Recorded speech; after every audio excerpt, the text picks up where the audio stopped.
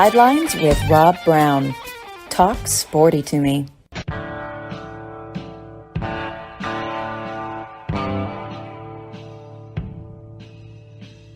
All right, Rob Browne here with you on this Friday. Week flies by. College football, baseball, basketball. Got a great roundtable of guests this day. Going to be batting in the leadoff position. Johnny Ballpark Franks up in Nashville. Of course, he does a great daily, weekly sports radio show now on the UMP in Huntsville, Alabama, his hometown, the smartest city in Alabama. Also home of Phil Thompson, Andy Kelly, Ray Mooring. A lot of great people I know from Huntsville. And Warner Von Browne Civic Center. Warner Von Browne, very important to Huntsville. Segment number 2, I'll be joined by our good friend David Schultz down in Mobile. Schultz cast, the Sultan of the Sunbelt and the South. A man from Syracuse, New York, comfortable down on the Gulf Coast, puts out great content every time he's on here. Top of hour number 2, head out to Dallas, Fort Worth. Bo Carter with the National Football Foundation, Baseball Writers of America. Always love to get his insight. Years of experience as an SID at Mississippi State, the Southwest Conference, the Big 12 office. And this guy is a treasure trove of knowledge, information, and great stories. William Halliday, the intern, checks in, true grit journalist, studying down there on the plains. We'll get his take. Where do they get their information, the 19 and 20-year-olds? Because they're big consumers of it. Also, Mark Ham, Rocky Top Tailgate Report, Tennessee, will check in. I think he lives in Knoxville, but I think Mark Ham will be calling in today from Dallas on the Sidelines. So a lot to talk about. Follow us on Twitter at Sidelines_live. We're here 6 days a week, www.sidelines.live. And Johnny just got a great text. My friend Mike Brennan, a passionate listener, Ole Miss Rebel. And he sent this from Robert Emmons. It says, gratitude is the way the heart remembers kindness, cherished interactions with others, compassionate actions of strangers, surprise gifts, and everyday blessings. Absolutely a good. I like that. Good wisdom. We get a lot of stuff from people with normal names like Michael Brennan, a great Irish Catholic. And then we get names of Clarence Beeks, Levon Helm, Dusty Rhodes, Plowboy Frazier. But this guy has a real name, Johnny Ballpark Franks. He's interviewed more Heisman Trophy winners than anybody in the North American continent. Coming up here soon on interview number 14,000. Batter up. Let's go, Johnny. What's on your mind? Good morning. I think today my big focus is one of these things that's really not getting enough attention, but it's one of my favorite records of all time. And since we're in basketball season, it's Pete Maravich's record of 3,667 points. He did it in 3 years from 68 to 1970 as a superstar for LSU. I mean, get these totals per game he averaged. In 68, remember, freshmen were not allowed to play varsity basketball. That's why we only have the 3-year career. He averaged 43.8, then 44.2, and then his senior year, 44.5 points per game. Dan Issel from Kentucky, he finished second in the country in scoring. He finished second, and he missed out by 10 points. 10 points per game. That's how much. And I bring it up because, once again, that total, 3,667, well, because of COVID, Antoine Davis of Detroit Mercy, he's in his 5th year. And, the last 2 games he's played, he's averaged over 40 points per game. Right now, he's at 3,482. The record is in jeopardy. I mean, we're talking about less than 200 points. Detroit Mercy has 4 games to go as far as the regular season. Now, they're not very good, so they probably will most likely only play 1 conference tournament game. But if they get 2 with 6 games to go, we're only talking about 30 points per game. And here's a guy that's been getting over 40 per game in these last 2 or 3 games. this record is certainly in jeopardy this year. Oh, that would be it. Look, it's hard to even think that with the number of players that leave after 1 year or play half a season because of some paperwork issue, that we've got somebody that could break Pete Maravich's record for real. I mean, that might be the most underreported story in college basketball right now, and one of the most underreported stories in sports, college or pro, Johnny. Well, and I don't mind that record being broken. I just don't want it being broken with somebody who is able to play 5 years and get the extra year because of COVID. That's my problem. And so I don't have a problem with somebody getting it, but here's a guy that he's average, and it's nothing to sneeze at. I mean, outstanding player. He's averaged over 25 points per game in his career, but think about that. He's averaged 17 points less per game than Pete Maravich did, and this was Pete Maravich without the benefit of a 3-point shot that was part of his, that would have certainly been a part of his repertoire because he could shoot anywhere on the court. Yeah. All right. So what we need to say is, even if he breaks the record, there needs to be not just an asterisk, but a giant planet out to the side of that record, because what Pete Maravich did, and I've been watching SEC Hoops history. I just watched episode number 3. I've watched it probably five times. Johnny, this is solid gold. And while we're talking, and I wanted to mention this, and I want to go right back to it, but being a Memphis native, a graduate of my beloved Christian Brothers High School since 1871 on Adams, Tim McCarver died yesterday. Yes. He's a graduate of Christian Brothers High School, played 21 years in the majors, went on to a great broadcasting career. Tim McCarver Stadium, of course, chicks that we grew up going to those games. The left field loonies, nickel beer. Tim McCarver is to baseball, to me, what, say, Michael Jordan is to NBA basketball, or Bo Jackson or Herschel Walker are to college football. He's an icon. I know so many people that are related to the McCarver family, the Phelans, the Jordans, MJ, Steve Phelan. And I believe he passed away yesterday back in Memphis. I think he'd been living in Florida. But, I mean, I don't know if you ever got to interview Tim McCarver, but I really, really, really, I think he's one of the best ever. And as a broadcaster, him, Jero Garagiola, it's as good as it gets watching a baseball game. I had never had I was never fortunate enough to have him on my show. And, when I look back, obviously one of my regrets, I loved him as a broadcaster, and I certainly remember him as a player as well. That means I'm, I am, here's, you mentioned MJ, Michael Jordan, 60 today. Well, I'm not there yet, but I'll be getting there sometime this year. So I certainly remember him as a player, but I think that everybody remembered him probably more as a broadcaster. And he was one of these guys like Howard Cosell. Either you loved him or you didn't like him. And as far as on the air, for me, I liked him. In fact, I like most of the former catchers who became broadcasters, just because I think of any player out on a baseball field, catchers bring more to a broadcast booth just because of how important they are for every play of a game. Yeah, and let me make sure I correct now. MJ is Michael Jordan, our friend in the cherry farm.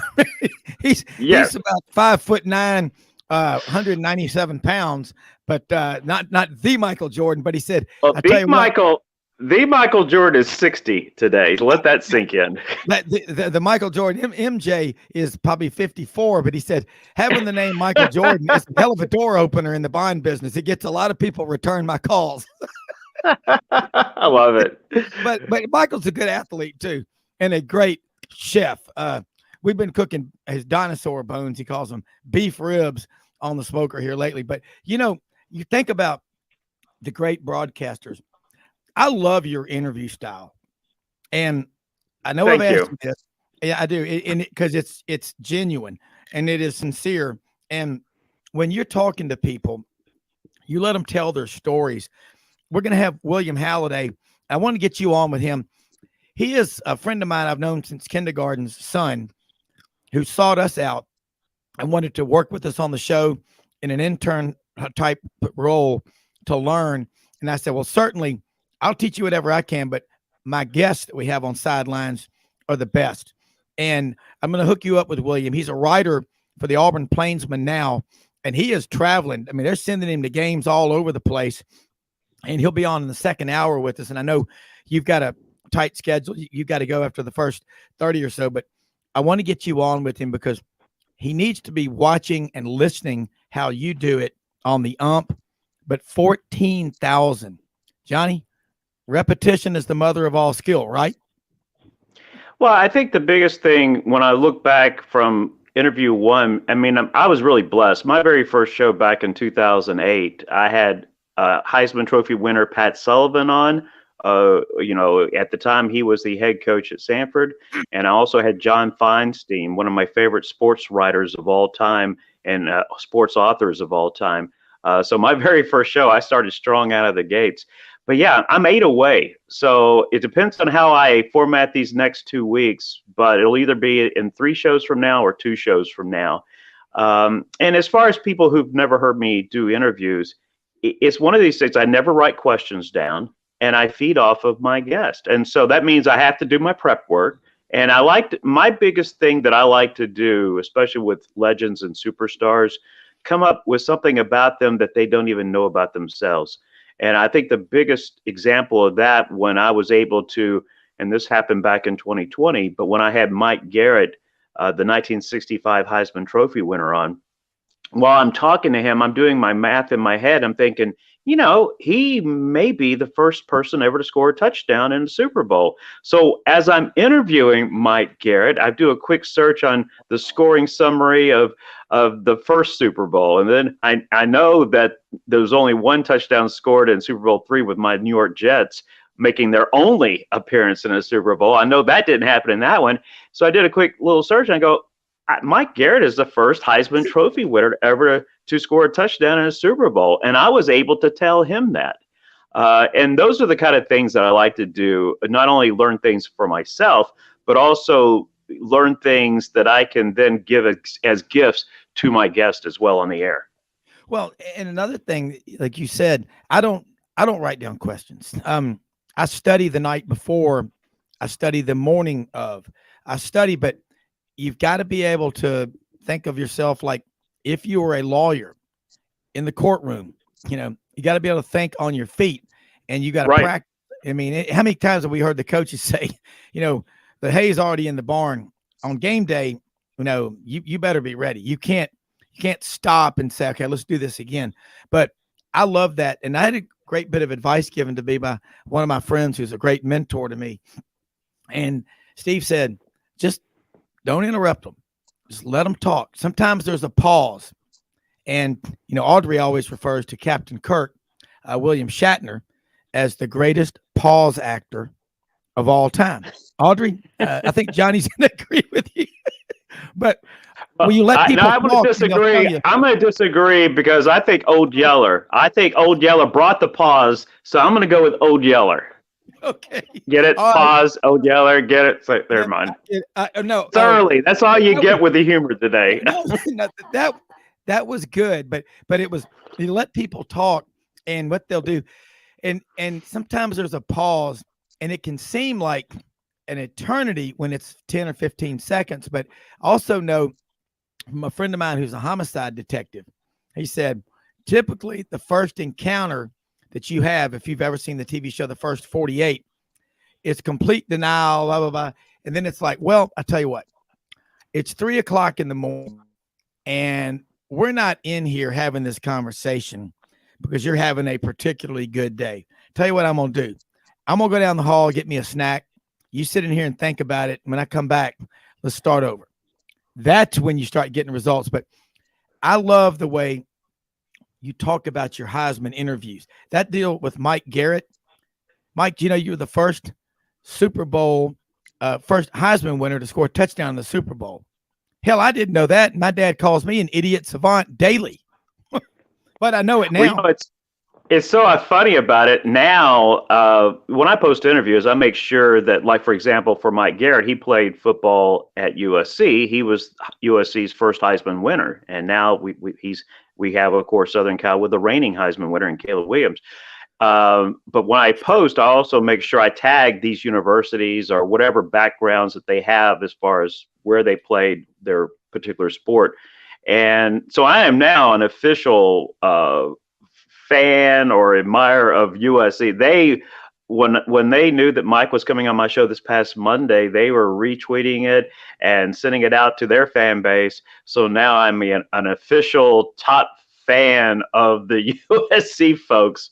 And I was letting them know about that, because when they think about Heisman winners, they think obviously Marcus Allen. They try to forget O.J. Simpson. And then, of course, we lost Charles White, who won the Heisman back in the 70s. But now we have Caleb Williams. But I like to remind everybody about the originators, the people who laid the foundation. Just like on Monday, I also had Walter Lewis on, the first African-American starting quarterback in Alabama history. And, you think about the roads. I mean, look, I remember the 80s, and I remember Walter Lewis getting judged differently than any other quarterback for Alabama. Now, with that said, and Walter even laughed at this, I said, if you're the starting quarterback for Alabama, you're going to get judged. It doesn't matter what color your skin. However, Walter Lewis got judged, to me, more so and unfairly because of the color of his skin. And, we brought that up. But then you think about Blake Sims, Jalen Hurts and Tua Tagovailoa, and now Bryce Young, a Heisman winner. And there was always a first, and Walter Lewis, to me, helped pave those roads back in the early 80s. Yeah, we're going to take a quick break, but Walter Lewis, we've had him on this show, and he is really impressive. I think he works in the very impressive. Yeah, and from Brewton, Alabama, went to T.R. Miller. Johnny Ballpark Franks is with us right after this. More.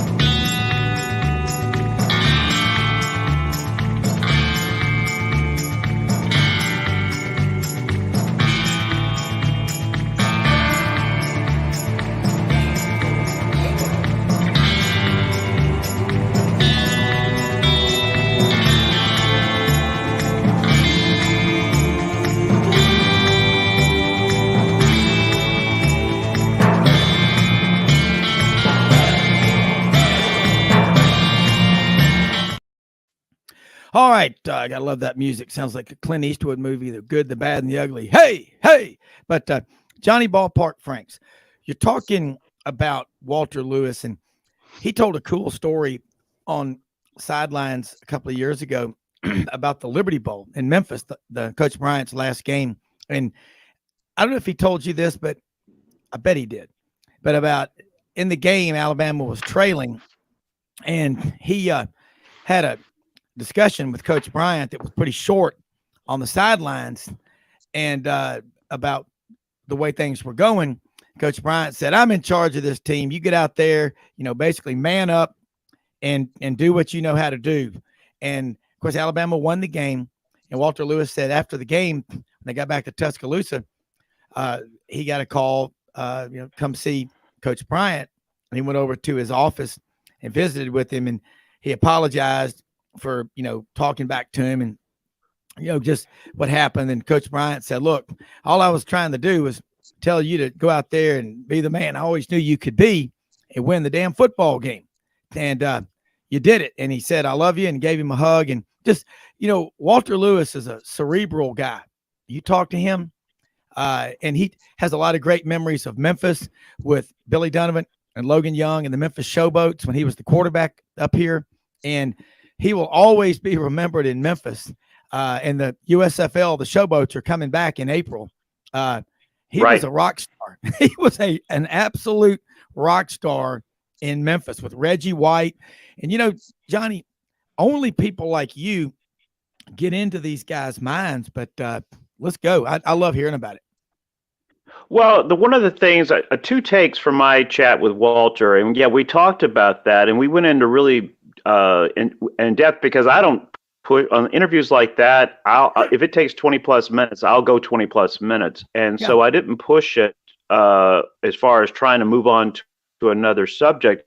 And two things stood out. I remember a conversation with John Hannah when John Hannah played football for Alabama, who Sports Illustrated considered the best offensive lineman in the history of football.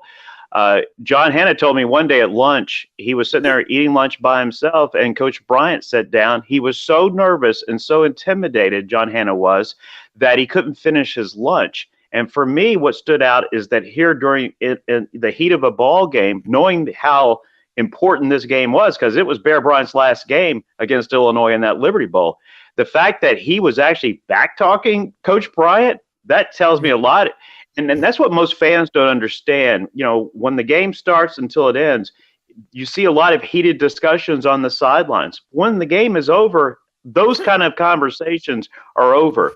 But two things stood out: the fact that he had that conversation, but more importantly, what if he never went into Coach Bryant's office to apologize? Yeah. And remember, Coach Bryant passed away the latter part of January, shortly after, playing in that bowl game. So a month later, Coach Bryant is dead. What happens if you don't have that conversation? What happens if you don't have that conversation in your life, whatever you're doing today, whatever job you're in, wherever you are in your life? What if you put off a conversation like that, and then now fast forward 15, 20, 30, 40 years, that will eat you alive. So to me, that was a nice lesson to learn, is the fact, don't ever allow conversations like that not to be had. Because it will bother you for the rest of your life. And for Walter, he had peace knowing that he had that chat with Coach Bryant. Yeah, and I think that Walter Lewis today, he's in the investment bond business, very successful. He's very smart, but his character was revealed. And when you talk to people from Brewton, Alabama, I know a lot of them, just the Jennings family and Will Ruzick and Molly. I mean, they're great people. I know them. They were Sigma News with me at Auburn. Everybody in Brewton, Alabama was pulling for Walter Lewis, and they wanted him to go to Auburn. Alabama people wanted him to go to Alabama, but he's one of the most loved people to ever come out of T.R. Miller and Brewton. And for those that were not around or don't remember the early 80s, let me just give you an example of what the early 80s was like in the SEC. And Walter brought this up, how much he was pushed in practice, to the point where he would be in tears. Mal Moore finally had a conversation with him to let him know, after the fight, the reason we did that was because it wasn't that we had anything against you personally. We wanted to push you because we knew how bad it was going to be, especially in road games and stuff. I'll give you an example. My high school classmate, Bobby Lee Hurt, played 4 years of college basketball for Alabama. And every chance that I got, I would go to Tuscaloosa and see him play. And I remember one night it was Alabama against Dominique Wilkins in Georgia. Yeah. Well, so here's Alabama, sometimes with 5 African-Americans on the court, usually, 4 starters with one a white player. But so here Alabama being represented by African Americans, and yet you're hearing the N-word from students at Dominique Wilkins. And that's what the early 80s was like in sports in the SEC. People can pretend it didn't happen. It did happen. And it wasn't until about another 10 plus 15 years. For so long, everybody was told, just ignore it. Players, when I was in athletics and working at Tennessee State University, we would play some of these games. We would hear it, and my players would hear it. And the big thing was keep your chin high. Well, players shouldn't have had to have done that in the 80s and 90s, but that was happening. But that was a thing that I was like scratching my head. It's like, you have African Americans representing you. You go to school with these same individuals. They're representing you on the court, and yet you're throwing that word at opponents. I mean, give me a break. Well, have you ever had a chance to interview, and I would love to talk to him, Condredge Holloway from Huntsville? And I have had him on, yes. Coach Jordan, Coach Bryant, they both wanted him. But, why did Condredge Holloway Why did he not play football for Alabama? Because of the color of his skin. Yeah, that's why Condredge Holloway ended up with Tennessee, and it was because of the color of his skin. And I remember watching that great 30 for 30 on ESPN, Kenny Chesney did. And he talked about Condor Holloway was saying Coach Jordan and Coach Bryant, it couldn't happen then. They weren't ready. And, he wished it could, but he went to Tennessee, had a hell of a career, the Artful Dodger. But he's what you love about college football, Johnny. How about this? You say college football. 2 weeks ago, he gets inducted into the College Baseball Hall of Fame. That's how great of an athlete Condor Holloway was. Whoa. I feel like the soprano, Jimmy Sides. Whoa. Explain that one to me. That's big news. Oh, yeah. I mean, he was an outstanding baseball player. He had a chance to play Major League Baseball. I mean, he was that good as far as an athlete, not only on the football field, baseball, you name it. But, yeah, 2 weeks ago, he gets inducted into the College Baseball Hall of Fame. Well, he's one of my favorites. I mean, that's, you and I are the same age. We grew up watching those guys. And I see a lot of stuff on Twitter. Who was your first college football player that you followed, and I couldn't say one name. I said Pat Sullivan, Terry Beasley, because they were, synonymous, attached at the hip. And you think about Johnny Musso, and Johnny Musso was mine. Yeah. And I read that story that November 29th, Friday, he went over and visited with Pat Sullivan the game November 30th, 2019, the Iron Bowl, which Auburn won. And then the next day, December 1st, Pat Sullivan passed away. And Johnny Musso spent a big part of that Friday with him. Again, these stories about these relationships of these players. And then John Musso's nephew was a Sigma Nu at Auburn with me. Great guy. Johnny, tell people real quick. I know we got about 3 minutes left before you got to go, but tell people when they're going to be able to go to that vault and go in and tap into your interviews or subscribe to your service or whatever. But these interviews, these Heisman Trophy interviews, everybody should listen to these, because I think then they will truly appreciate college football more than they ever have in their life. Because of my sponsors that I have, I don't charge for anything. And so what I'm getting ready to launch, because I can't add any more friends on Facebook. I'm ready to launch my official page on Facebook. And my wife is going to be out of town next week, which means that I can stay up as late as I want without bothering anybody in the household except my dog. So I'm working hard to get all of these interviews in one spot where you'll be able to go and listen to whoever you want to. Some of these guys I've had multiple visits with: Johnny Rogers, Mike Garrett, the list goes on. But 50 plus interviews with Heisman winners, and it's all working towards a comprehensive book to celebrate the 90th anniversary of the Heisman Trophy. And when I bring up a Walter Lewis, people forget Walter Lewis finished 9th for the Heisman in 1983, his final year.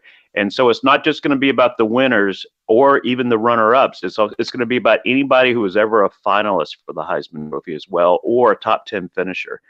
So that's the project. And a lot of it from the research standpoint has been just with all these interviews. I mean, I learn something every week about the Heisman Trophy. And even though I get one, I'll have this book out. I'm sure, like, for example, I didn't know that, remember the famous actress Elizabeth Taylor? When she was 16, she actually dated a former Heisman Trophy winner, and Glenn Davis, when Glenn Davis and his teammate Doc Blanchard from Army went out to shoot a movie in Hollywood. And so here they get hooked up, and every time they would go out for like a quick bite, Elizabeth Taylor's mom would send out the media because she wanted her daughter photographed with the Heisman Trophy winner to help her career. It's those kind of things that I'm learning as I'm doing this project. So the best thing to do is follow me on Twitter at BP Franks Show, and also you can follow me on Facebook at Johnny Ballpark Franks. But my weekly show, Mondays, 5 to 7 in the afternoons, and I bring the legends to town. I'm very fortunate to get these individuals on, and you name it, I try to make it relevant to whatever is also going on in the sports world at that time. It all started with $10 a week working for our man Dave Cody, getting the scores in Huntsville. I mean, Johnny, you are true grit journalism, the poster child for it. So thank you. And let's do it again next week when you have more time. I love it when you can roll over and hang on with us. But this is just priceless. I'm just ready to get into that archive and hear those interviews. That'll be drink that and a 30 rack of Ham's beer, and I'm gonna be in heaven. Johnny? I appreciate you guys so much, and I appreciate you, Rob, and hope everybody has a great weekend. All right, thanks so much. That is the man, Johnny Ballpark Franks. Elmore Scoop Hudgens gave him that nickname years ago. Marketability, repetition is the mother of all skill, and Q's Nation, the Sultan of the Sunbelt, Schultz cast. David Schultz. I hope you're doing well. We've been talking with Johnny Ballpark Franks. Here's a trivia question. I'm gonna throw it at you. You did it again. Hold on a second. No, you did it again. No, you did it again. You shaved your head. No, I did not. No, you did. It's you the did. lighting in here. You told Johnny. No. You shaved it again. I did not. But David, wait. I got to. You didn't go to Supercuts. You just went to cuts. No. Okay. Here's a question. Question for you. Now, I got to ask you this: Who's the first Heisman Trophy winner ever to score a touchdown in the Super Bowl? Oh, that's a good one. First one. You mean score himself? Because I would say Staubach, but is that not it? So, Mike Garrett from Southern Cal. When was that? In the Super Bowl. Johnny Ballpark Franks just told me. Genius. When was in the Super Bowl? So but not Tony Dorsett. Mike Garrett beat him. No, I think it may have been. Now, I'm not sure, but Johnny's a New York Jets fan. And he said the third Super Bowl, the only Super Bowl the Jets have ever been to. Right. By the way, you're from Syracuse. Right. You from Syracuse? Okay. What player in NFL history has gotten more mileage out of laying in a lounge chair poolside, drinking and making a prediction like Joe Namath did as any, because he's one of my, just the personality, the whole aura. It's one of my favorite players ever in sports. But has anyone ever gotten that much mileage out of one quote? Well, I mean, he won it, right? I would tell you that Sean Payton's gotten a lot of mileage out of winning one Super Bowl. Brian Billick's got a lot of mileage out of winning one Super Bowl. Trent Dilfer, the same. Joe Flacco certainly got paid. So there's a bunch of guys that have, managed to, do it one time. But no, I mean, it was just a perfect time, right? It was the late 60s and the 70s, and New York wasn't going great, and he was just having a good time. Did you ever see that? Was it an HBO special about Joe Namath, about growing up in Western PA and, how he got down to Alabama and he hurt himself and, all his high school buddies, he went back home. I saw that. I don't know if this is true. I've never met Joe Namath, not even in passing. He just seems like a down-to-earth kind of guy. Is that me? That's what I think. One of our guests on the show sometime, Darlene, lives over in North Carolina, was at Alabama when Joe Namath was in college. And she said he would come back in the summer, and he had a crimson-colored convertible. He would drive around Tuscaloosa, and he had a bar, I think, called Broadway Joe's. Probably. But I was just thinking about the quote, laying in that lounge chair, when he said, we're going to win, and then the fur coat and just the whole personality. And I watched on NFL Network before the Super Bowl last Sunday. They call them Hall of Fame knocks when they go knock on the door of the new inductees. Right. That is really cool. But I got to ask you, I guess you're a lifelong Buffalo Bills fan? Patriots fan, actually. Okay. I can explain that if you want me to. Yeah, I want to hear this. Okay, so it's the mid to late 70s, and I'm starting to get into football. So I just missed OJ with Buffalo, just missed Namath with the Jets, and the Giants quarterback was somebody named Joe Pisarcik, who's known for fumbling in a football game late. So there was no one to really root for. Probably somewhere along the way, rooted for a Washington because of Art Monk. I saw him play at Syracuse. But a friend of mine in third grade is like, I got nobody to root for the Patriots with me. Will you root for the Patriots with me? And 78 is when I started rooting for the Patriots. So Grogan, Cunningham, Stanley Morgan, Russ Francis, John Hanna, so Tim Fox, Raymond Claiborne. Yep. Steve Nelson. I probably can name more Patriots back then than I can now. Well, Raymond Berry was the coach there too at one time. He got him to the first Super Bowl. Yeah, he got him to the first Super Bowl. Here's a coaching tree I'm going to throw at you. Okay. We're going to have fun with this because you are very smart. Okay. These 5 coaches were on this coaching tree under this coach. Right after this, I want you to think about it. But give us a second. Take this break. We're going to come back, and I bet you can get this one right. Rob Browne, Dave Schultz. Schultz. Oh, you're not going to give me the tree? You're not going to give me the guy? Right after this break. Stand by.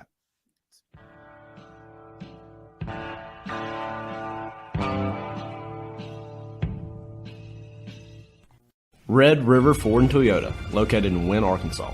If you're in the market for a new or used car, truck, or SUV, call, go online, or drop by and see them. Located 45 minutes from Memphis, go off the 4-city exit on I-40 and go north about 15 minutes on Highway 1. Easy to work with and still believe in customer service. If you live out of town, they will deliver your vehicle to you. RedRiverFordToyota.com. Just see what they can do. Strengthen your seed zone this spring with quality tillage equipment from House Industries. Located in Cherry Valley, Arkansas, House Industries specializes in manufacturing superior equipment that will minimize your downtime and keep you working in the field. To ensure the highest quality control, all design, fabrication, and testing takes place in a 99,000 square foot manufacturing facility located right here in the heart of the Delta. Locate your nearest House equipment dealer online at houseindustriesinc.com. House Industries, breaking ground. Sidelines with Rob Browne. Talk sporty to me.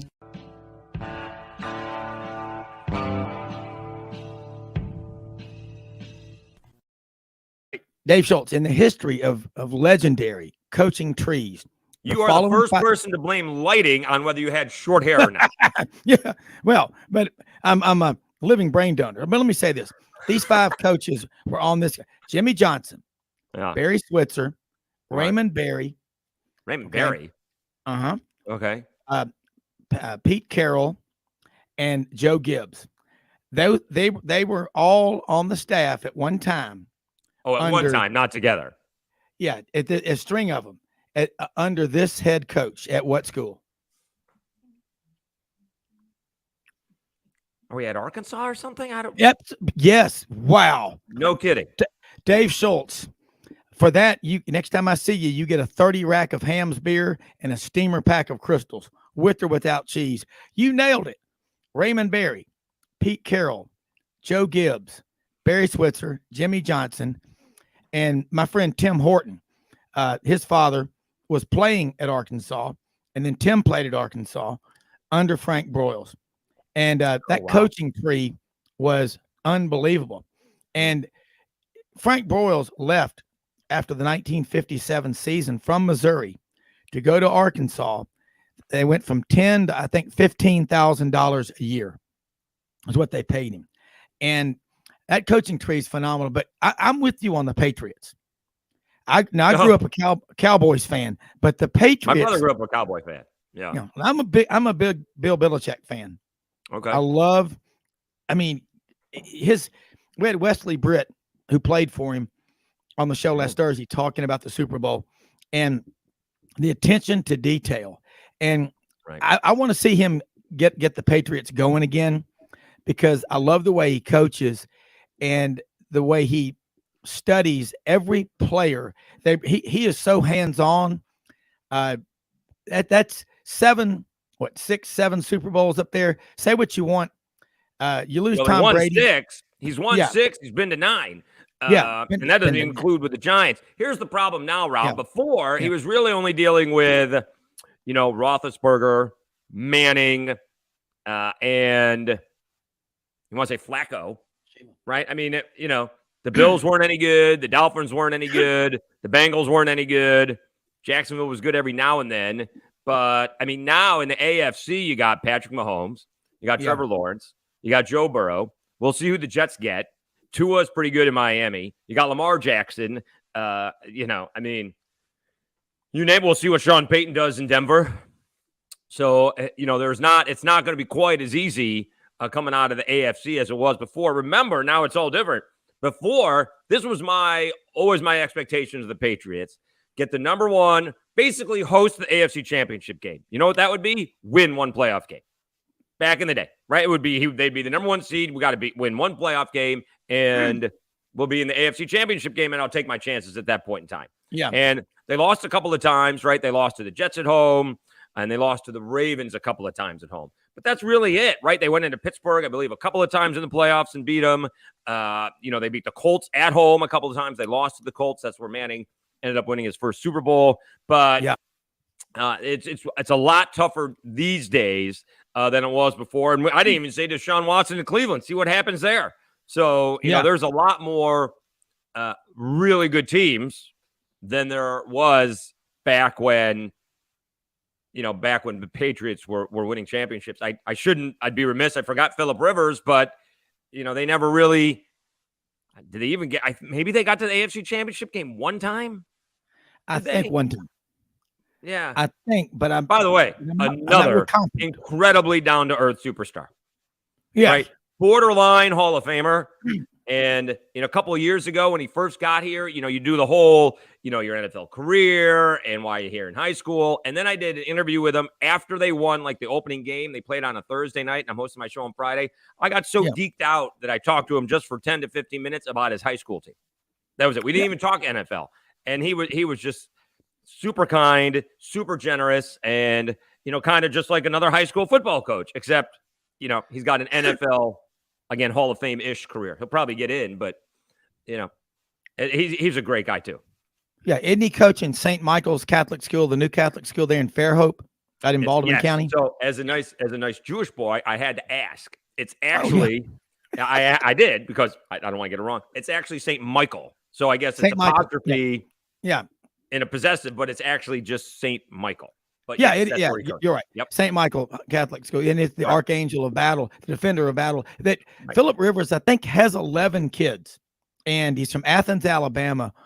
And you know what's crazy? You go back to Auburn and Alabama. The question: how did he get out of the state? I think Auburn and Alabama. I don't know which one had the answer to that.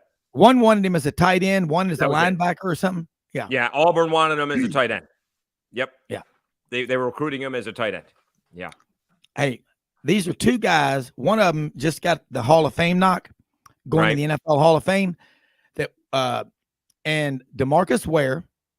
Right. And remember Uzi Umenyiora? I do. DeMarcus Ware, how about this? The first Sunbelt player to make the NFL Hall of Fame. Wow. Where'd they both go to high school?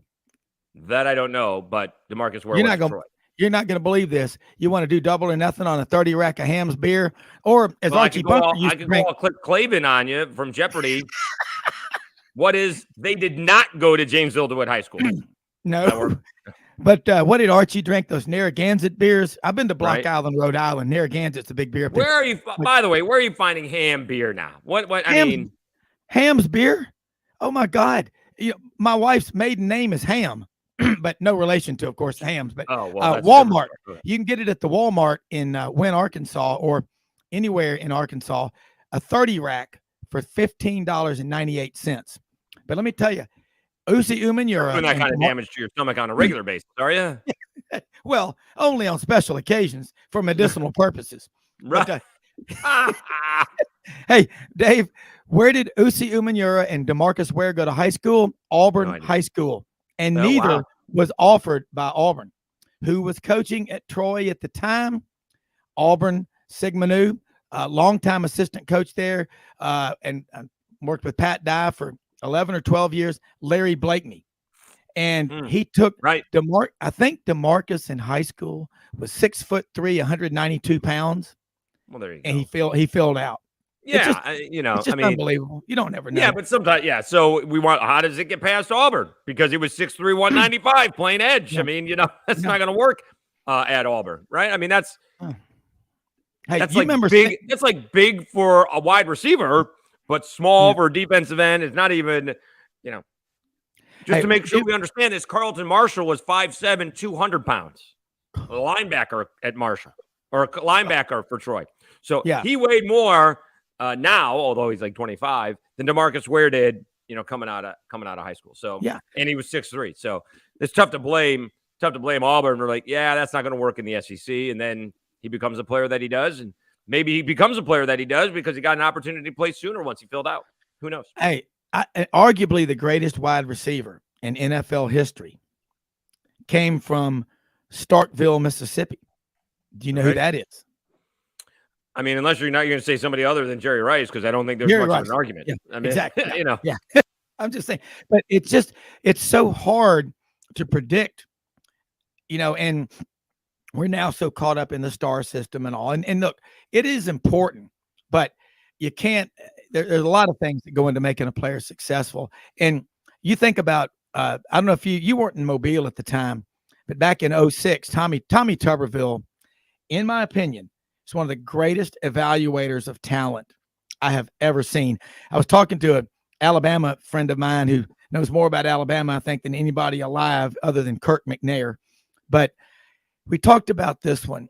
And in 1986, I'm in the men's grill with my parents at dinner at the University Club. And I'm talking to a friend of ours who was an official. Is that a hashtag humble brag, having dinner at the University Club? Is that you bragging? No, I was with my like parents. You bragging. No bragging. Hopefully you had a better haircut going to the University Club than you do today. No, but so I'm in there with him, and our friend said, he officiated for 33 years, major Southern independent games like Alabama, Penn State, Auburn, Florida State, Notre Dame, LSU. He did the big ones. And he said Jimmy Johnson was flying him down to Miami at the time to work as a consultant, try to cut down on all the penalties. Right. And he was telling me, he said, Jimmy Johnson says there's this wiry little old country boy from Camden, Arkansas, that's an unpaid GA on the staff. And Larry Lacewell and all these great football people think he's going to be a rock star. And he said he is a defensive genius. It was Tommy Tuberville. And he goes, I don't know if you pronounce it Tuberville or Tuberville, but I call him Tubbs. And he was selling catfish for a year in a food truck. And just unbelievable where these people come from. And now he's working on an NIL deal for legislation. Yeah. And how that works out. Yeah, we'll see how that works. But I tell you, Dave, your knowledge of history, and maybe you can confirm this.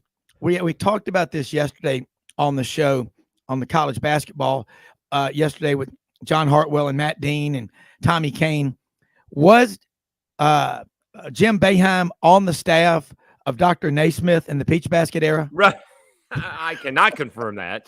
You won't deny it. He has been. All right. There's such great stories about that, right? So I love Jim Boeheim, by the way. He was an assistant coach for the basketball team, and he may have either been the head coach or the assistant coach on the golf team. And I mean, you want to talk about how history changed, Rob. I don't know if you know this. I mean, everybody up in Central New York does. He had a job offer from the University of Rochester. He was going to be the head coach of University of Rochester. There, I don't even know if they were D1 back then, but they're D3 now. And so he went to the university after Roy Danforth left for whatever reason, because they went to the Final Four. I don't know why he would leave, but he did. And Boeheim basically threatened to leave and go to Rochester. And, thank goodness Syracuse ended up pointing up and paying him. And then, he won, I think it was 55 straight before Georgetown broke the streak at home. So now he did a good job. And then he got Pitino out of his honeymoon, and they recruited Roosevelt Bowie and Louis Orr. Louis Orr just passed away a couple of months ago. Dr. Hal Cohen was on that team. Eddie Moss was a crossover between Manley Fieldhouse and the Dome. They had the tri-captains, Eric Sandifer, Red Bruin, and Leo Routens. Leo Routens ended up being the best one going pro, but he's had a long, distinguished career as a color analyst for the Raptors. A couple of stories there, Rob. First of all, Leo Routens ended up being a neighbor of mine. He moved in, and one of my best friends and I, one of the moms made cookies, so we brought him cookies as he moved in. And as a kid, I don't know if this was legal or not at the time, but I had Tony Red Bruin and Eric Sandifer over. I don't think it was Thanksgiving dinner, but it may have been like the next night, like a Friday night, because I do remember watching A&M and Texas play with these guys in my basement. So Eric Sandifer came over, Red Browne came over. We would play a little bit of hoops because it was November in Syracuse, so we could only play a little bit. And then the next year, the point guard, Gene Waldron, came over. I'm not even sure if I was 10 or 11 years old. And these guys are, Red Browne is 6'4", Sandifer's 6'4", Waldron 6'2", these guys that I went to go watch. And this is when 30,000 people were going to the Dome on a regular basis. And that was a lot of fun. So I don't think Boeheim was around when Naismith invented the game because, Naismith may have had a hissy fit with the zone defense that they play, but all of a sudden Syracuse playing a little bit better basketball. It's usually not something that you see out of a Syracuse team, but he has made the adjustments throughout the season. So that's good to see. And, they had a big win over NC State. Career and economics on Saturday night. Hey, in high school, I remember a career economics class I took at Christian Brothers High School in Memphis. And you took economics in high school? Career economics. And what does that mean? I don't know, but we just took it. But no, but Brother Goebbels, Brother Mark Goebbels was one of the LaSallian brothers there that taught us. And he was one of the guys raised his hand, and he didn't really pay attention in class a lot. And he said something about careers, and he said, "Sir, you will have no career because you sleep in my class." I shall not name that person, but we got into a discussion about college basketball. And the first image that came up was Earl the Pearl Monroe and Syracuse. Okay. And it was that's Dwayne Washington. Nope. Quick. Earl the Pearl Monroe is where Dwayne Washington got his nickname from, but Earl the Pearl did not go to Syracuse. Dwayne Washington, the Pearl, went to Syracuse. Where did Earl the Pearl Monroe go? That's a good question, but he played in Washington, maybe a little bit of the Knicks. Yeah. But, to be honest with you, I don't know where Earl the Pearl went to school. But it was about Syracuse, the significance Dwayne Washington. of the Q's nation. Yeah. Yeah. Just how big basketball is up there. And Boeheim credits Pearl for taking Syracuse to the next level. All right. And really starting to compete with, the Big East was just getting off the ground. And, you're going up against the Patrick Ewings and the Louis Carnesecas and the Chris Mullins. And, they never quite got as good as they should have been with Pearl. Right, because the year he leaves, right, they got hammered by Navy in his final home game, and then he leaves, and then they go to the Final Four in '87 when they lost to Indiana. He was a lot of fun to watch. Makes in a half-court shot against Boston College. I would watch that game. So this is when USA Network was around doing college basketball, and I was at that game. I asked my dad. I think he went to work or something like that. And on Saturday he came home. He's like, "Let's go to the game." So technically, we're sitting behind the curtain, past midfield of the Carrier Dome, and I would come home and watch the game, and I'd still get nervous that they were going to lose, even though I knew the ending. But you just keep on watching it, and I'm sure there's over 100,000 fans who said they were at that game. But I was there with my brother, and Pearl was a lot of fun to watch, beating Michael Jackson in Georgetown. Getting Michael Graham from Georgetown taking a swing at him, and Boeheim throwing a chair, and that was a lot of fun. That 30 for 30. I know we're in the South, but I'm sure people, if they had cable, remember that time. Go watch the Big East 30 for 30 because it was great. Dave, everybody in the South watched Big East basketball. That's what 1979 is when Georgetown really came on the scene in college basketball. John Thompson, that was just, that was must-watch TV. Remember Monday nights, Big Monday?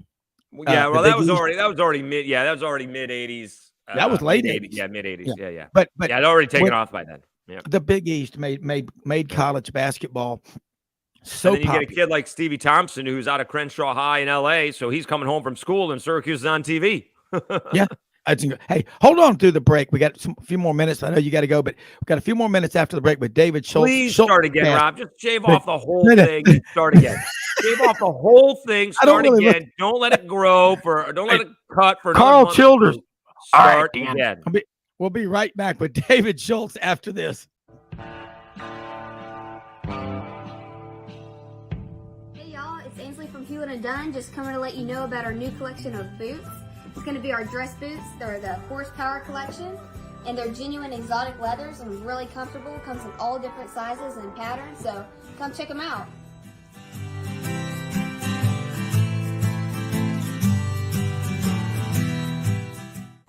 Red River Ford and Toyota, located in Wynne, Arkansas. If you're in the market for a new or used car, truck, or SUV, call, go online, or drop by and see them. Located 45 minutes from Memphis, go off the 4-city exit on I-40 and go north about 15 minutes on Highway 1. Easy to work with and still believe in customer service. If you live out of town, they will deliver your vehicle to you. RedRiverFordToyota.com. Just see what they can do. Strengthen your seed zone this spring with quality tillage equipment from House Industries. Located in Cherry Valley, Arkansas, House Industries specializes in manufacturing superior equipment that will minimize your downtime and keep you working in the field. To ensure the highest quality control, all design, fabrication, and testing takes place in a 99,000 square foot manufacturing facility located right here in the heart of the Delta. Locate your nearest House equipment dealer online at houseindustriesinc.com. House Industries, breaking ground. Sidelines with Rob Browne. Talk sporty to me.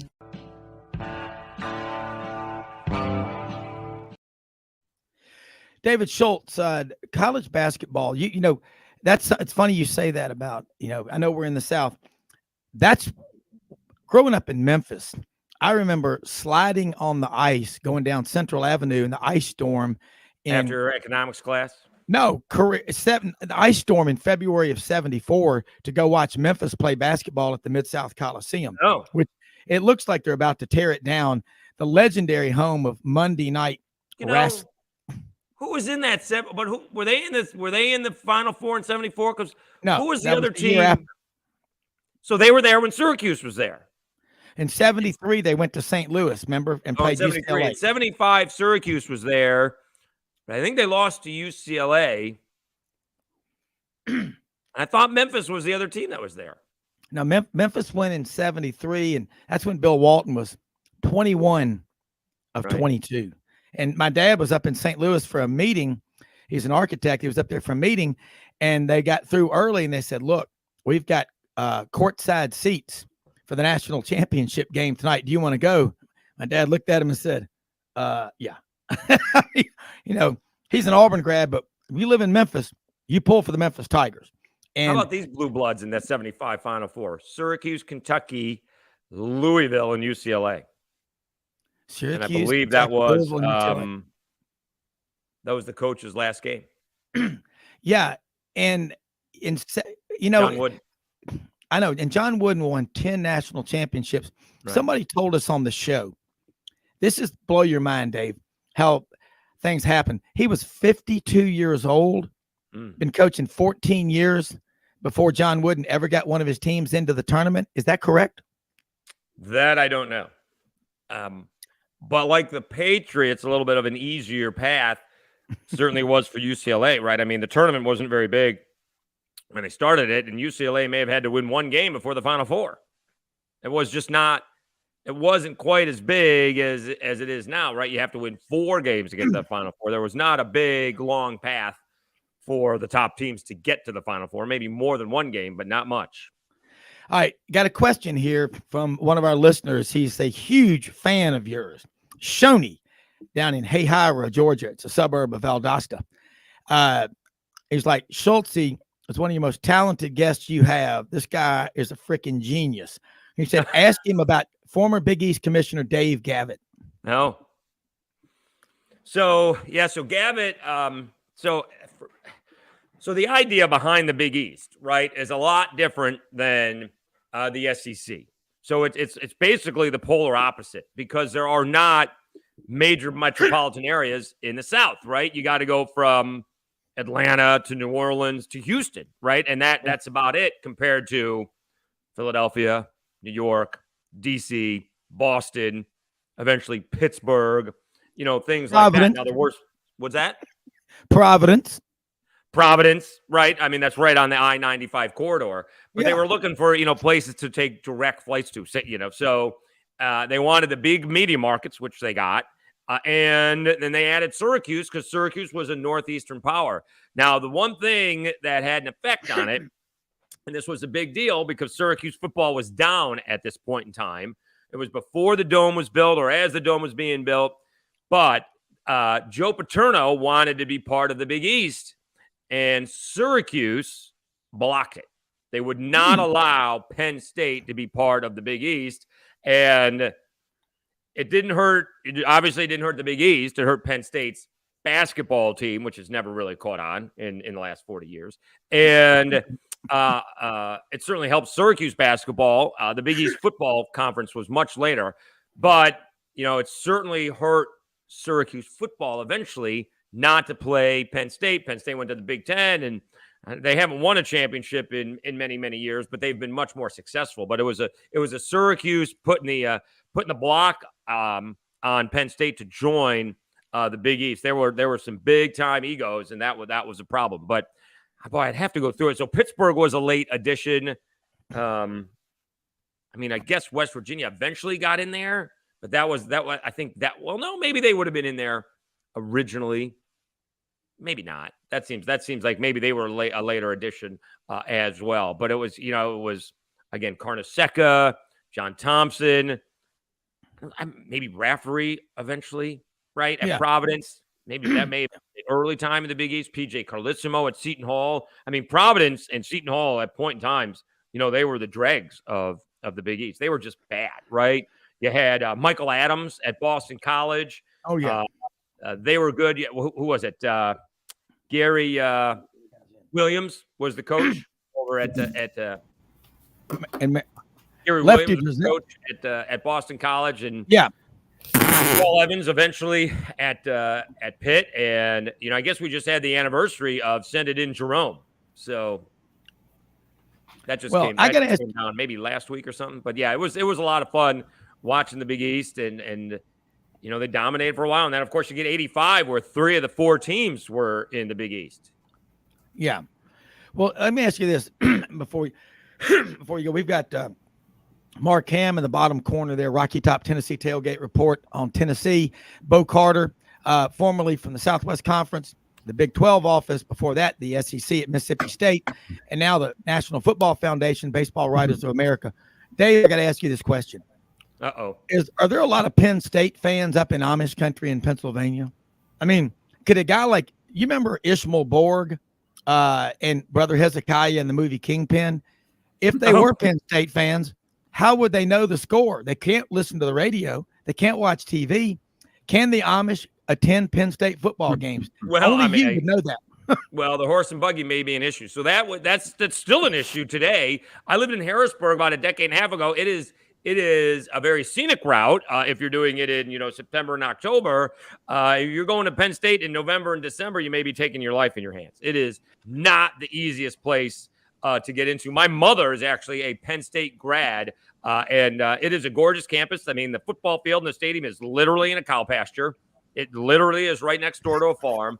Not much has changed with that. I do think I don't know if they still play minor league baseball there, but they sort of, improved the baseball stadium for the school, and they had minor league baseball there for a little bit. But Penn State is still a very difficult. Horse and buggy may be the safest way to get to the game, actually, because it is not. It's just not. I know Auburn is off the beaten path a little bit, but that's still just off the highway. And Tuscaloosa is just still off the highway, although that's off the beaten path just a little bit either. But Penn State is way off the beaten path. You're on a 2-lane road, one going each way, trying to get to State College. Yeah, and you think about the, Penn State, their football tradition is unbelievable. It's midway between Pittsburgh out on the west, back east, Philadelphia, and I just looking at what I see in college sports, their basketball program. I think they're the only school in the Northeast that's never been to the NCAA tournament. Maybe they've been before, back a long time ago, but that's a tough one. But I think too, and we're about to, I know, get into this roundtable discussion, but the Big East tournament in Madison Square Garden, Dave, that's about as good as it gets. And Mark and Bo, this is Dave Schultz, Schultzy Cast, Sunbelt, Sultan down in Mobile. And Bo, Rob, we were just for some reason, South Alabama played an out-of-conference game against Hartford. Yeah. And one of the assistant coaches for Hartford was Paul Harris, played for Syracuse. And so, it has nothing to do with anything. But I asked Richie Riley, do you remember where you were when Syracuse beat UConn in the 6 overtime game, and he went through the whole thing. He's like, I remember watching it with my girlfriend, now my wife. We're sitting in amazement, and he's like, that was Paul Harris. Oh, my God, I can't believe it. I knew I saw him somewhere before. I went up to him, and I said, rumor, because this was the big deal. This, it's like, who Kramer Robertson's mother is. In every game, we always find out who Kramer Robertson's mother is. So every time Syracuse played, Paul Harris and Johnny Flynn went to high school together. So I went up to him. Rumors have it, Paul, that you went to high school with Johnny Flynn. He goes, Johnny Flynn went to high school with me because I think he's a year older. But they both ended up in Syracuse. It was great to see him. He's like, this is my first job, in college basketball. And Hartford is it's a mess of a program. They went to the NCAA tournament, and then they decided we're going from Division I to Division III. They have like a net of like 360, although they put up a good fight against South Alabama. But it was one of those things where I just asked Richie Riley, because the 6 overtime game that Syracuse played is a Sean McDonough says that's the biggest and best game he's ever done outside of, a World Series or Olympics. So that just came up this past week, talking about the Big East tournament in Madison Square Garden. In the Garden. All right, look, last question. How do people follow you, keep up with you? Dave, you put out great content. You're high energy, and you are very smart. But they need to be following you. And because John Hartwell asked about you yesterday, he being at University of Louisiana Monroe, a lot of things happening in the world, and you tell people great stories. Well, I don't know. One of your guests says I'm a genius. I still haven't figured out how to get you a good haircut yet, so we're going to continue to work on that. Again, guys, if you can get him to start again, he needs to start from scratch, shave off the whole thing, and then see how it comes in. We all have better hair than Rob, and it's just not that hard. It's not that hard. Okay, it's the lighting. People can find me at SchultzyCast, SchultZy cast. And, we're continuing to put out good stuff at Locked On. Sunbelt baseball season is starting today. It's also Mardi Gras, so it'll be interesting to see how that rolls. Also, Rob, I'm sure just like you promised you were coming down for the Senior Bowl, we have the Joe Kane 5K this weekend. Joe Kane is the man who invented a Mardi Gras. I'm sure you'll be down here 8 a.m. Sunday morning, although you probably have some sort of duck shoot you have to do, or is hunting season over? Well, sadly, it is. Or are you heading to Supercuts 8 a.m. Sunday? That would have been a better line if you're going to get the haircut at 8 a.m. on Sunday. Let me tell you what. Hey, Mobile, by the way, and Mark, I don't know if you know this, and Bo, Mobile is where Mardi Gras was invented. Right. Everybody thinks it's New Orleans. I got to say this: Fat Tuesday, that Wednesday, I bet you it's the most unproductive day in New Orleans of the year. That's they ought to call that Everybody down here gets Tuesday off. Everybody down here needs Wednesday off. I don't know what the whole idea is. You need a day off to recover. I appreciate it, Rob. Hey, thank you so much. We'll do it again next week, Dave. Appreciate it. Be good, guys. All right. Thank you. You too. All right. Let's get rolling here. Mark Ham, I think you're in Dallas. Bo is in Dallas. Hey, Mark. I got to say it. The Metroplex, Dallas, Fort Worth, Mansfield, Arlington, Plano, Richardson, and the surrounding area. 500 million people that we know of. Hadn't checked the numbers crossing the Rio Grande this morning, but they could be higher. But, hey, let's talk right now about something. I don't know if either of you all heard this. And the intern, William Halliday, Mark, this is a cool young man. He was on with us last week. He sought us out because he said he wanted to work with the show and get some experience. His father and grandfather, the Halliday family from Memphis, are lifelong Tennessee fans. His grandfather, best friend, was Dr. Ralph Monger, who I love dearly. His family, they still have their season tickets in Knoxville. I think they're celebrating the 99th or 100th year. And the way the priority system works, I think they're at the 50-yard line, row 10 up in Knoxville. They've never given them up. And they grew up across the street from a man named Neyland, General Robert Neyland, the only coach in college football history to go fight 2 world wars and follow that up with coming back to America and winning a national championship in football. If anybody can beat that, I'll give you 3 30 racks of Ham's beer. But William Halliday, sports writer for the Auburn Plainsman, and our young journalist segment we like to do on Fridays is with us. Bo Carter, Mark Ham. Mark, you've got a son. Now William's at Auburn, believe it or not, with all that Tennessee blood. You've got a daughter at Georgia.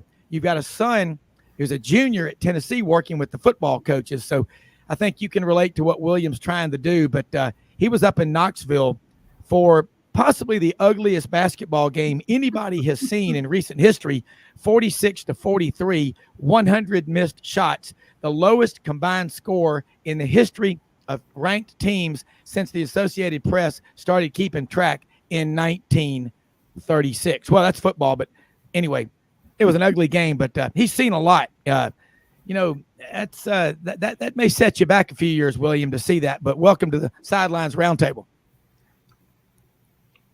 William, Hey, you good there? to see y'all. Okay, good to see you. Bo, let's get started. I want to ask you this. Tony Barnhart said on here last week, there's a possibility they may not stop the clock in college football games for incomplete passes to try to speed the game up. Let's get going. I want your answer, Mark's, and then Williams. Is that a good or bad idea? Hey, well, two or three things. One is to keep the clock going when they move the downs markers, which the NFL's been doing that for years, and that's probably 2 or 3 minutes at least a game. And I don't if you're going to Mississippi State or a Texas Tech game, that would speed it up quite a bit on the incomplete passes. But it's quite a deal. Oh, Rob, by the way, a side note too. So sorry to hear about the passing of fellow Christian Brothers high grad Tim McCarver, one of my all-time favorite St. Louis Cardinals and great announcer. Always had an opinion on everything, but he's a good guy. Good guy. Yeah. Oh, yeah, and he's good at dodging a bucket of beer or champagne being thrown on his head from Deion Sanders in the locker room after a game. Yeah, but hey, I know a lot of his relatives. Tim McCarver is a Memphis icon, a legend, and someone we all grew up with, and a model sportscaster. Just really cool as ice. Mark Ham, you like it? Don't stop the clock. What do you think? I'm first time hearing about that, so I'm sitting here thinking about it. With our prolific offense, the way we throw the ball, I don't know, good and bad maybe. I mean, you like the kind of the timeout, right? I mean, if you have an interception, you like to spike the ball, right? I mean, that gives you some time. If you're in a close game, and that probably would have helped us probably this year with some of the close games we were in. But the flip side of it is, I think since we're going to score 100 points a game this year, and if we don't have that many interceptions, I don't know that it really helps us. Excuse me, any incomplete passes. I don't know that it's going to help us that much, right? Yeah. William, real quick, got about a minute before the break. You like that idea? Yeah, I like it. I think it's a good idea. I just think it'll change a bit, but it's a good idea. So you do that. Okay, the NFL has a really crisp game for TV, and it's like it's made for TV, but it comes on really well. And you look at the speed of the game. The average college football game, I bet you now, is 3 hours and 44 minutes or something like that. They're really long. And any touchdown, it seems like there's a review. Hello, Birmingham. And we're going to talk about that when we come back, about the influence. And Bo Carter is going to help me co-produce this show. Mark is going to be a narrator, and William, you can do research. I'm going to start a new TV show called Forensic Officiating. We're going to go back throughout the history of college football with the review cameras and see how many plays really happened and how many of them just kind of a wink and a nod from the officials like, well, yes, sir. Foghorn Leghorn back right after this.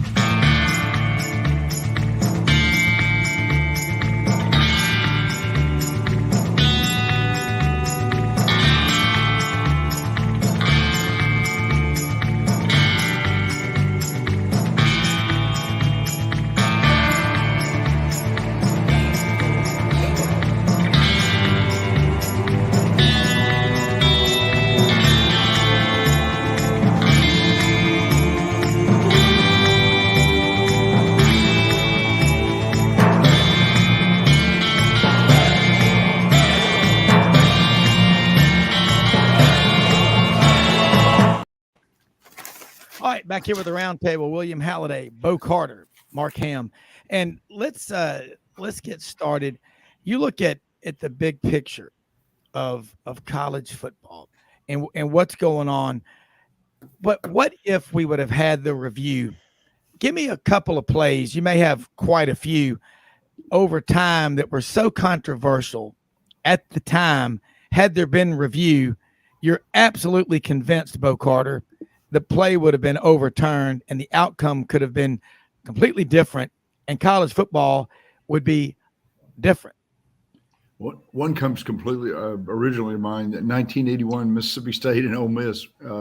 Mark probably remembers this one too. They had a controversial pass interference call. In fact, Dick Pace, the SEC back judge, made the call. Florida grad, nice guy, just Florida grad.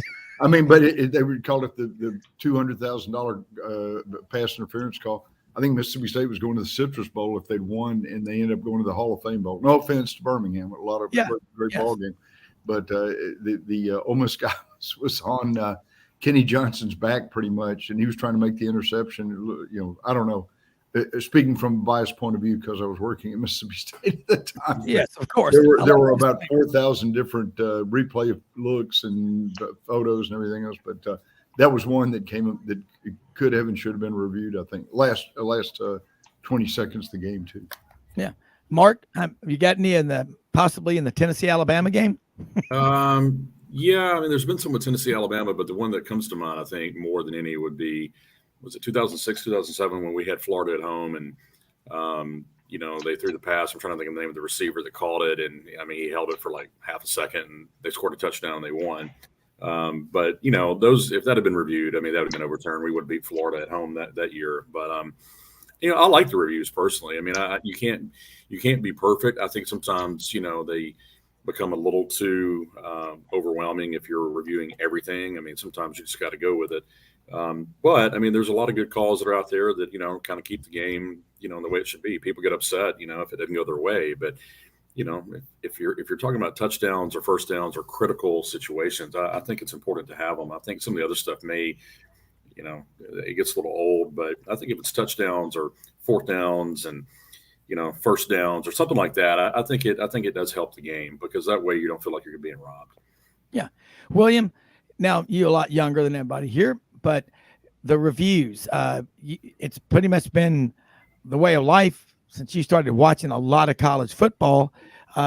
What's a play or two that comes to mind that, you know, there's just no way that wouldn't have been overturned? Yeah, the first one that came to mind when you said that was, I think, last year in the Music City Bowl, I believe, between Tennessee and Purdue. And it was the forward progress call that should have been called for the touchdown. Paul Feinbaum actually called it a win on his show later on, and he's like, "This should have been a win," so he counted it as a win. And I think Tennessee ended up with like a 8-5 record? That's what he said it should have been. But yeah, that was one that came to mind. We ended up 7-6, but should have been 8-5. But I agree with that. Yes. William, Mark has the biggest tailgate in Knoxville up there by the Torch Guy, you know, right out in front of the stadium. Probably 350 people. And Audrey and I, my wife here and producer and CFO and the head of my life, we were up there with Mark, and we ran into Roman Harper, and he came out and hung out with us for about an hour. And Mark made about, I don't know, half a ton of brisket.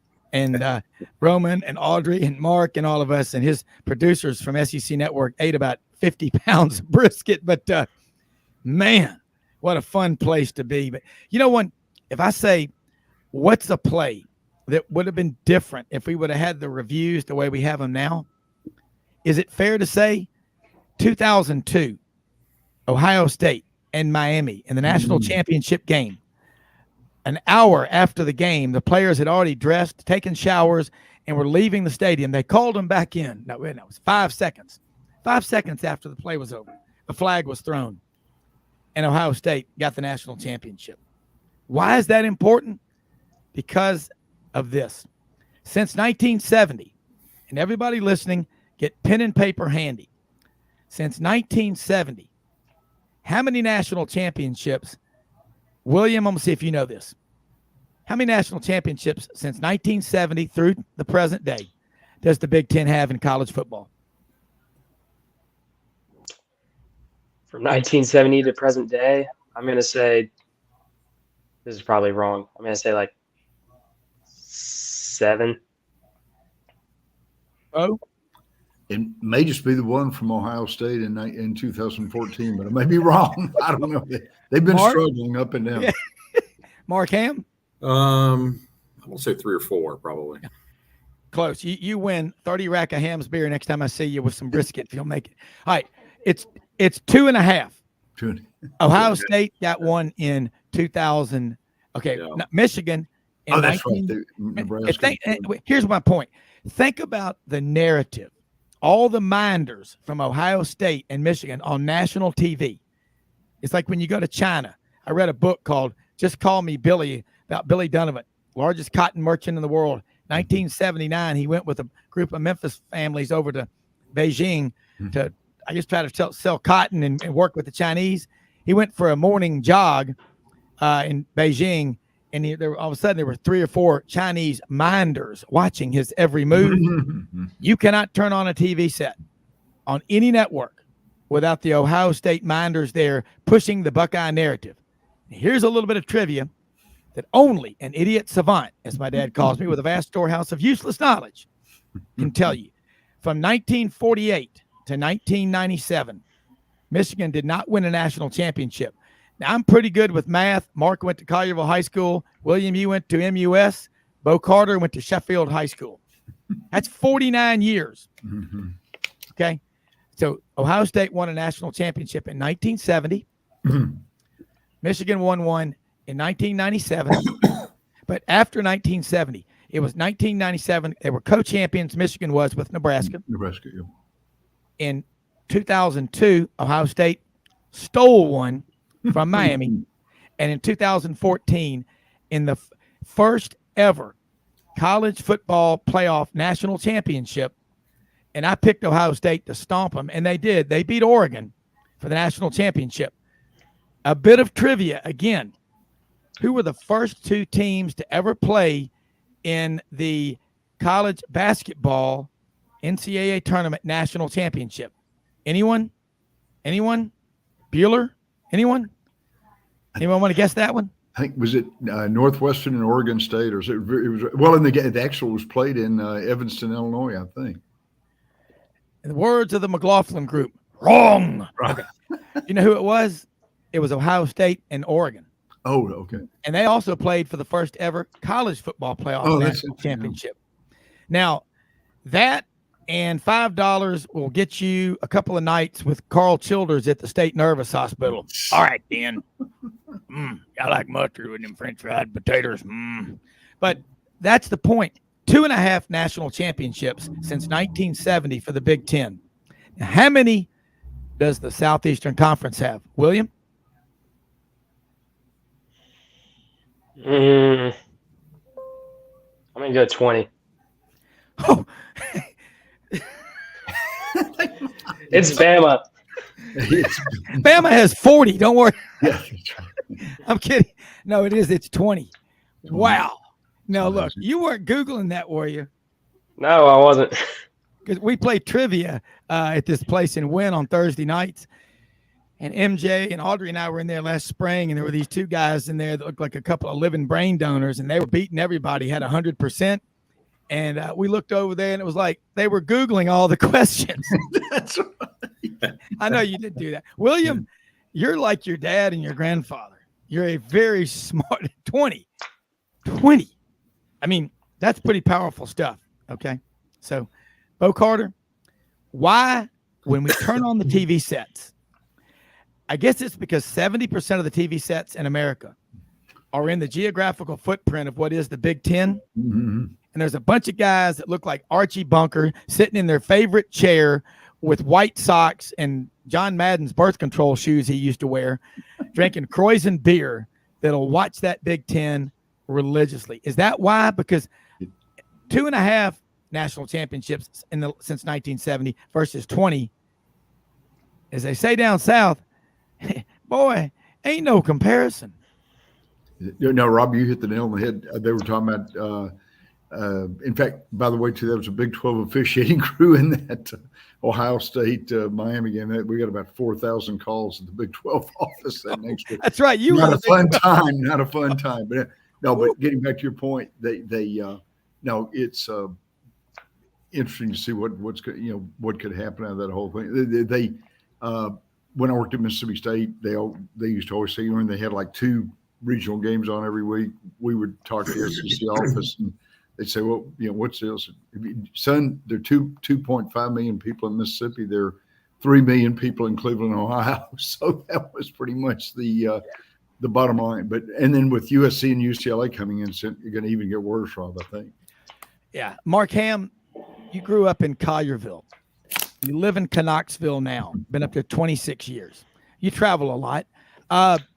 When you turn on TV, do you agree with me that there's Ohio State and Michigan Minders everywhere, not just in football, but in basketball? And as Franz Beard, our good friend from GatorBaitMedia.com, he'll be on with us Monday. As he says, the Big Ten has 14 teams, but they're going to get 17 bids to the NCAA tournament. Yeah, I mean, it seems to happen that way. I mean, look, it's about viewership, right? But those teams obviously have not done done well against the SEC. I mean, you look at the number of SEC players that come out that all go to the NFL. It's like they're playing in the NFL every Saturday. So, they have some good teams and good players in those regions, but football is in the SEC, and with being here in Dallas, I actually have a friend that lives here, and she was a cheerleader at Oklahoma, and I was giving her a hard time last night about the real UT is about to kill them when they start coming into the SEC. That other UT in Texas, it's 100 years younger than University of Tennessee. I don't know. I think they're gonna have a hard time. But look, you're going to get a lot of viewers, in Dallas and in Texas. I mean, there's 8 million people in Dallas. There's 8 million people in Houston. And so, you're going to get a lot of viewers there as well when those teams, enter into the SEC. So I think that'll change a little bit. But, yeah, I mean, a lot of these folks that are, in the North, I mean, they want their teams in. And, Ohio State's and Michigan's been okay, but Ohio State seems to be the only one that really has a chance. But, I don't think anybody really can compete with Alabama and Georgia and hopefully moving forward, Auburn and Tennessee and you name it. I mean, I think we should all – it's kind of like Josh Heupel said, when they ask, who should be the 4 teams in the playoff, he said 4 teams from the SEC. I agree with that. He's not biased at all. I like that. No, but I mean, it would have been better. It would have been better viewing and better games. Yep. I mean, TCU, Stetson Bennett was down here in Dallas not long ago. And he got arrested for knocking on doors. Yeah, knocking on doors. He was drunk. I heard he was looking for the TCU defense. But, Woo! Wish we had some sound effects on this show. Long show. He couldn't find the national championship, but he was knocking on doors looking for him down here. Is what I heard. Oh, and the other thing I heard is he said, they said, have you had any drinks tonight? He said, yeah, 2 natties back to back. Holy cow. William Halliday, follow-up comedian Mark Ham appearing live at the Sands Hotel in Las Vegas Thursday through Sunday. Check him out. That was good stuff.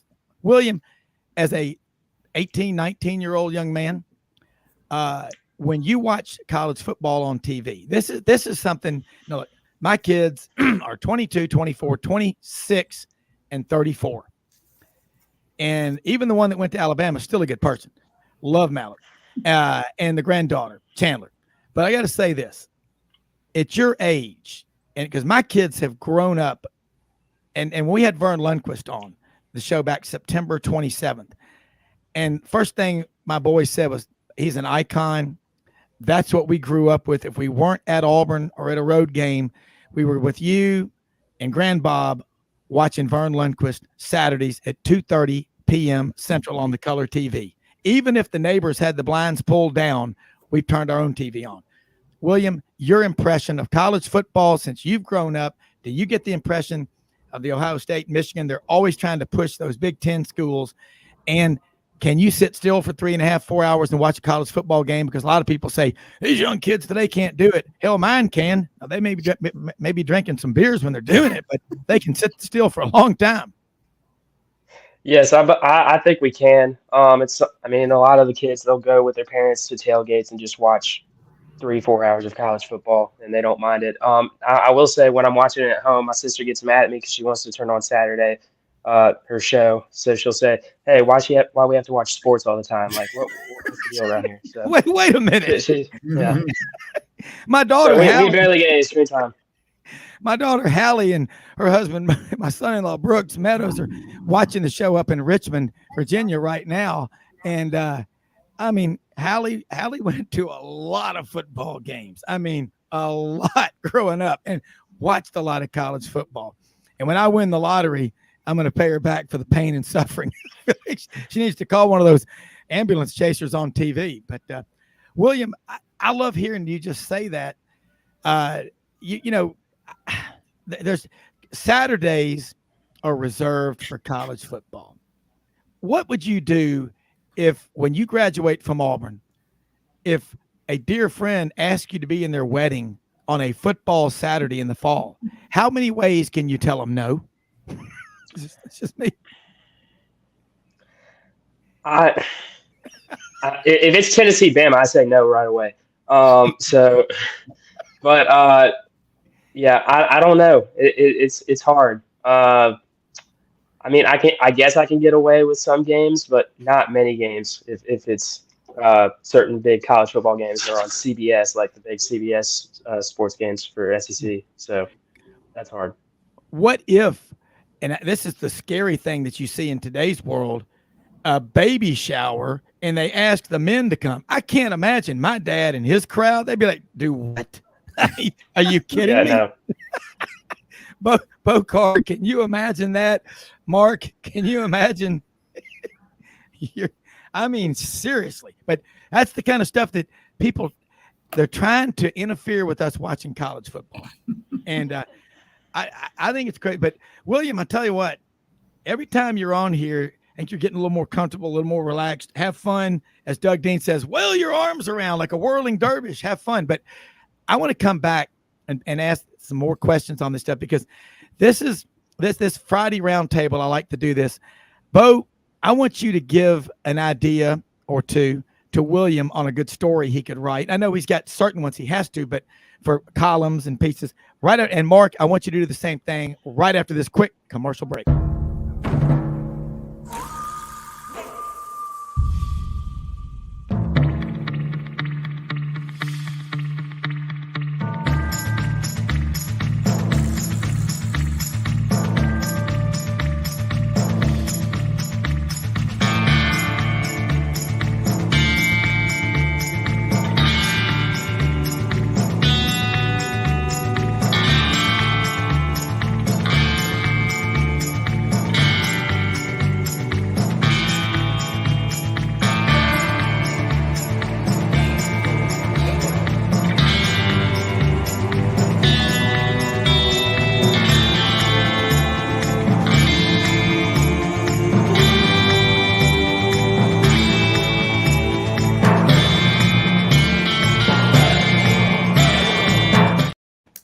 All right, we're thinking about that old TV show. William, you probably don't remember it, but I guarantee you Mark and Bo do. The Odd Couple. Was it Jack Klugman and Tony Randall? Remember the sports writer character on there? Mm-hmm. Bo, what's an idea or two of a great story that you think a guy in William's position, a young sports writer for the Auburn Plainsman, sports writer, editor emeritus, David Housel's newspaper. I got to write for it. It was a great learning experience, but some ideas. And then Mark, I want you to throw yours at him. A couple of them come right off the bat. Well, here's one. And while you had Dave Schultz on, I was thinking about this. Tennessee limited Alabama to its lowest point total of the year last Monday night. Right after Alabama got to be number one for the first time in 20 years ago. Well, welcome to the SEC. But something William doesn't have to do with Auburn, but at least sort of an SEC roundup type thing. And really, I tell you what, the home teams, the SEC, it must, Mark, you can probably agree with this, 15, 20-point advantage this season, man.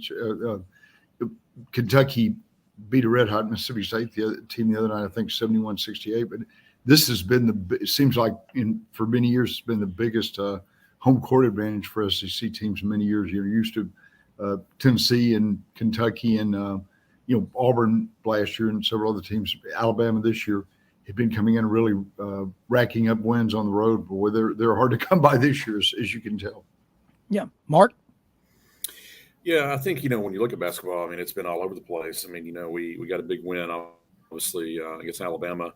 But we had two really tough losses. I mean, we lost to Vandy of all teams. And then we had that last second half court shot that Missouri beat us last Saturday. So, and then, Kentucky came in and beat us pretty bad, at home. I think we're back up there this week or this weekend, but it's kind of all over the place. I think, you got to bring your A game every night.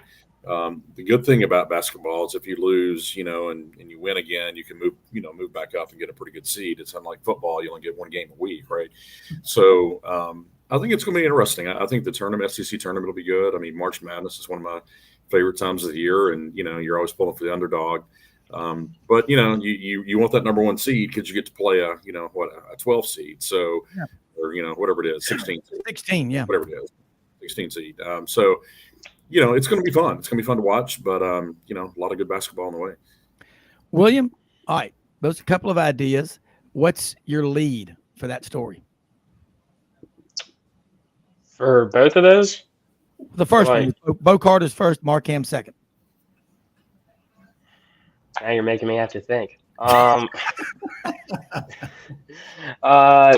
mean, I'd have to think about it.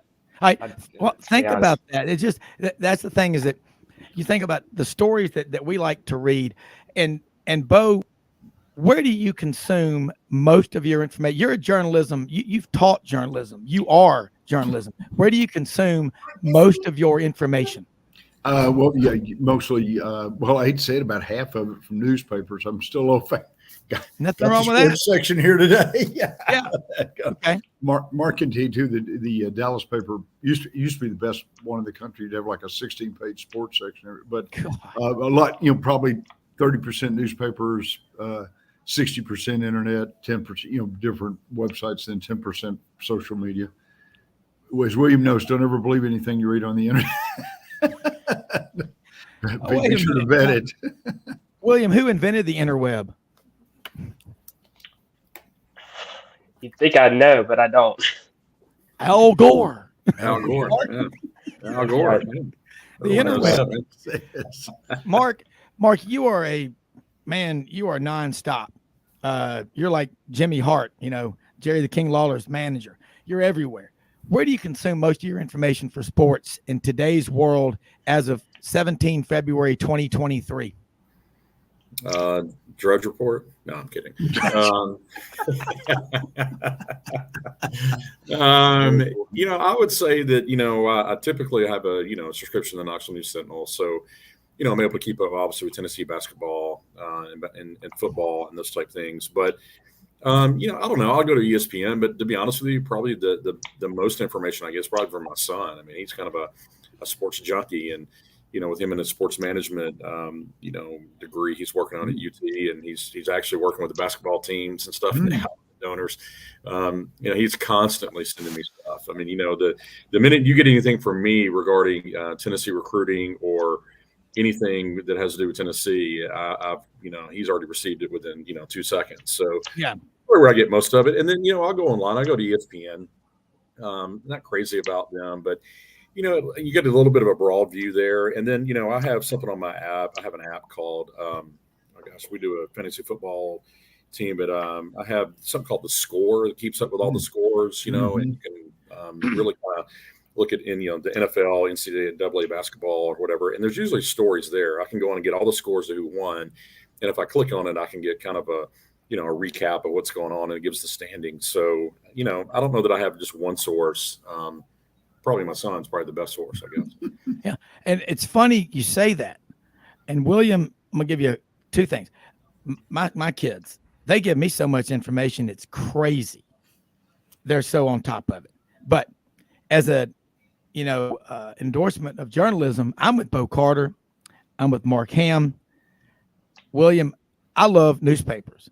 I think one of the reasons we have so many people out there that don't come here from Sikkim is because they don't read. They get 6, 8, 10-second sound bites. So if I were you, in the words of legendary Georgia broadcaster Larry Munson, hunker down, you hairy journalists. Keep writing. And Kevin Skarbinski, you need to meet Kevin Skarbinski. He's a regular. He'll be on the round table with us tomorrow, hopefully. The Birmingham Lead, LEDE. That's a guy you need to follow. But I'm with Bo. I'm with Mark. Any proposal that you get in business, you're going to read it, highlight it, double underline it, whatever you got to do. But, William, you're in a profession that is starving for quality people. Mm-hmm. So now you've had time to think about it, those stories about what's going on in basketball, the scoring and everything like that. What's a good lead for a story? I'd probably say, what's the problem with basketball, or how are teams able to put up good numbers against quality teams, and how are they able to keep them to low scoring numbers in their defense or something like that? Yeah. Audrey, my wife, is going, why are you putting him on the spot like that? That's the whole purpose. It's because things happen fast. William, you passed the test. Dun, dun, dun, dun, dun, dun. The graduation song. We'll get you a cap to go with it. But I think that's a cool story. Bo, you write for the National Football Foundation, Baseball Writers of America. And I think the importance of writing stories about what is going on and providing facts. A lot of stories are splattered against the wall. They hope it sticks. What you write stands out.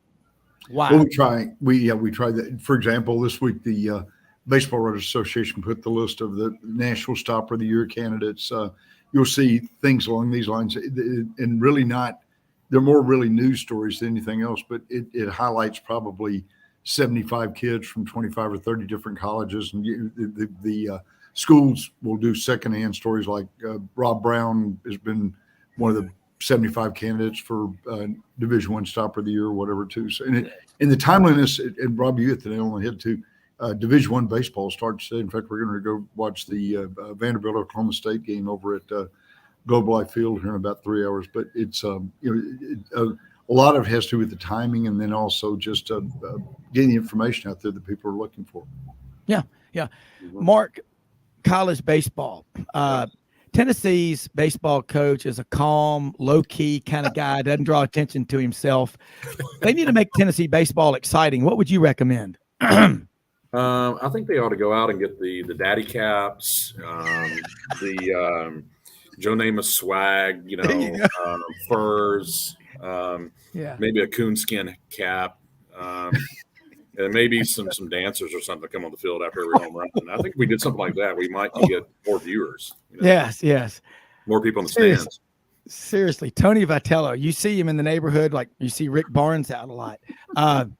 Man, did any program in America in college baseball garner more attention than the base falls? How about that? The base falls.